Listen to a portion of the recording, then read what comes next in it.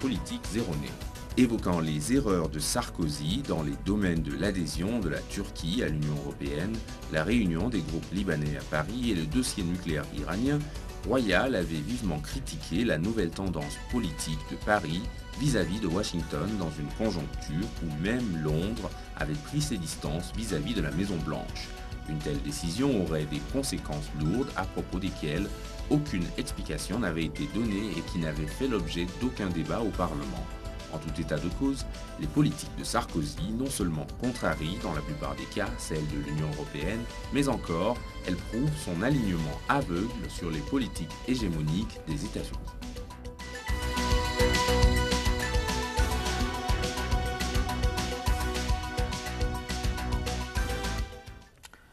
Merci encore de votre attention, merci de votre présence, M. Hassani. Et sur le plan intérieur, plus d'1 an après l'accession de M. Sarkozy à l'Élysée, quel jugement portez-vous sur son bilan politique, économique et social? Est-ce que la politique de rupture annoncée par M. Sarkozy a-t-elle réussi?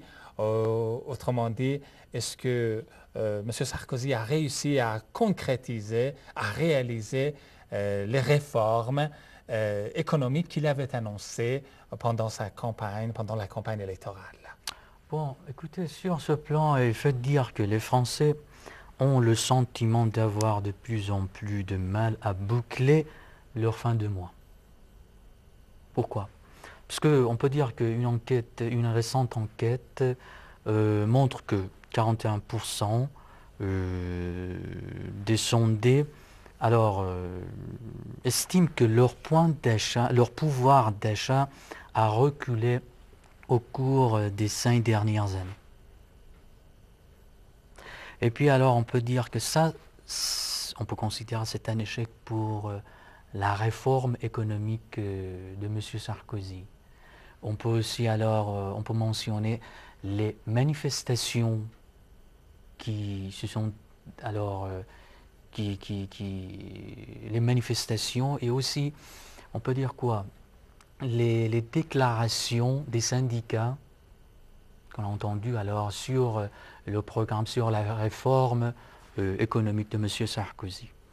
Alors on peut dire que malheureusement aujourd'hui, M. Sarkozy n'a pas pu satisfaire les besoins des citoyens français. D'où la baisse, la dégringolade de sa cote de popularité. Voilà, tout à fait. Et puis alors, il faut ajouter à cela, c'est la question de réforme constitutionnelle présentée par le gouvernement de M. Sarkozy.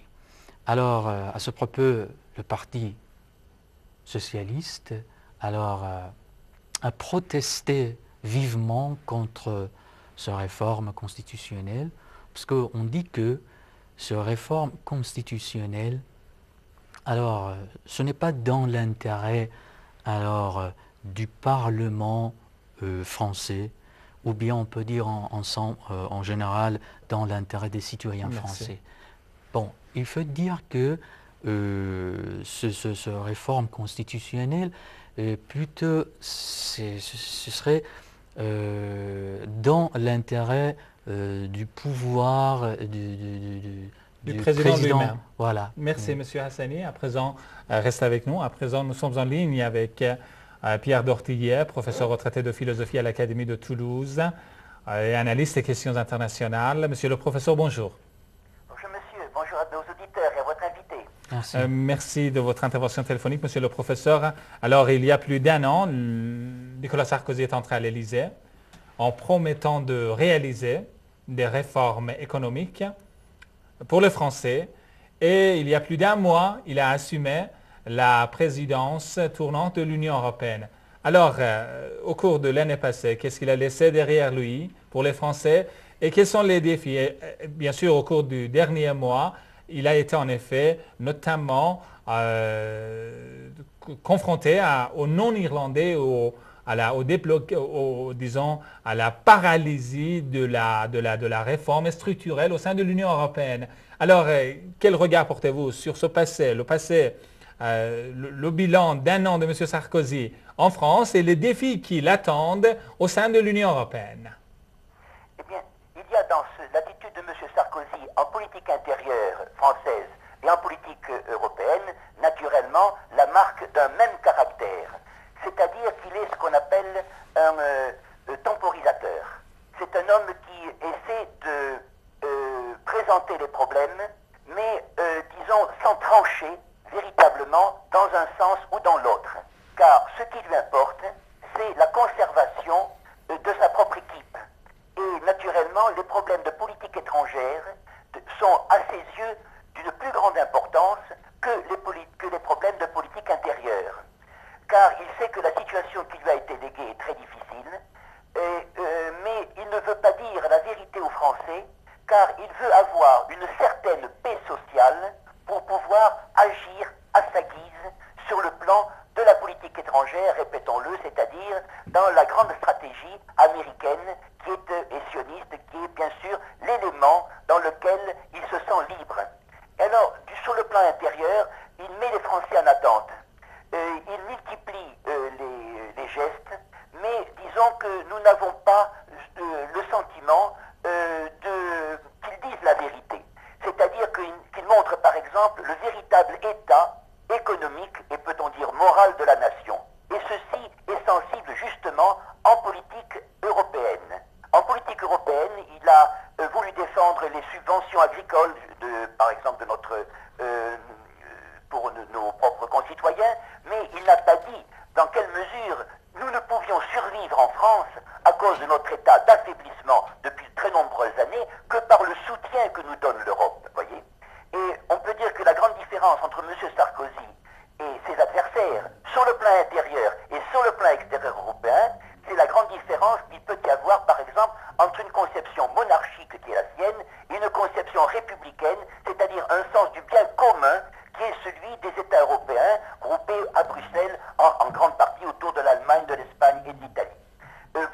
C'est là la grande différence des deux, et je crois que M.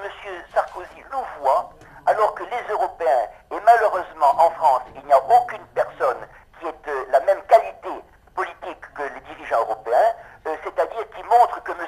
Sarkozy, lui, ne fait que louvoyer, c'est-à-dire personne ne lui impose une politique décisive, alors que les Européens, même avec notre compatriote, M. Lamy, avec l'anglais Peter Mandelson, etc., disent à M. Sarkozy, notre direction doit être dans tel sens, à cause de l'intérêt commun. Et vous n'avez pas à dire que la France est de retour, car il ne s'agit pas de la France ou de notre pays, il s'agit du bien commun. Et cette notion, cette élévation au niveau du bien commun, elle est, je crois, dans l'incapacité de M. Sarkozy. Bien sûr, c'est un jugement moral que nous portons, essentiellement, mais je crois que sans ce jugement moral, il est absolument impossible de comprendre les limites de M. Sarkozy et, disons, la relativité de son influence aussi à l'intérieur de l'Europe.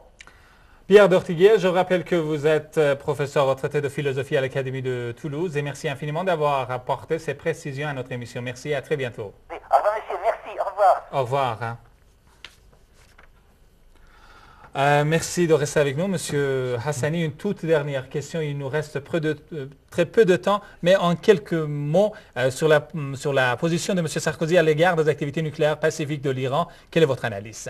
Alors, sur ce plan, il faut dire que M. Sarkozy a ignoré les déclarations, les discussions de l'Iran avec l'AUA. Oui. Bon, alors, M. Sarkozy, il a la même idée que M. George W. Bush, le président français, à l'égard de l'Iran, à l'égard de questions nucléaires iraniennes. Alors,